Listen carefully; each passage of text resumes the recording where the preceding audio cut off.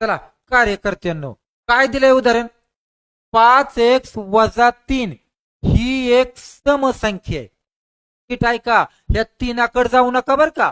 ही सगळीच्या सगळी जी संख्या आहे का, सम आहे.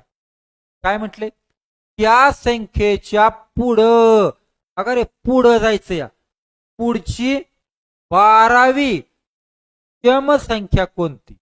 आता फसू नका. दिलेली संख्या सम आहे आणि विचारली विषम. हे दोन्ही शब्द वेगवेगळे आले का नाही? ऐका मी काय सांगतोय ते. वेगवेगळं जर अक्षर आली तर त्या मधल्याची दुप्पट करायचीच, पण त्यातनं एक तिकडं सोडून,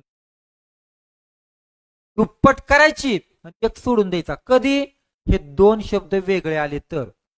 ऐका आता, 5x - 3 या संख्येच्या पुढं अधिक आणि त्याला 12, 12 दुने 24, पण आपण 24 नाही 23 घे का?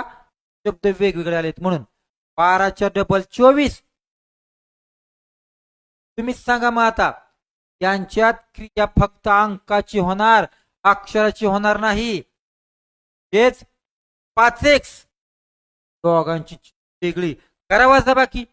23 मधनं 3 गेले 20. कसला 20? अधिक. बघा बरं उत्तर आहे का? 5x - 20. कुठे? ऑप्शन नंबर 1 असेल. नाही कळलं? अशाच प्रकारचं दुसरं उदाहरण तुम्ही सोडवायचं. कमेंट मध्ये मला याचं उत्तर सांगायचं. ठीक आहे?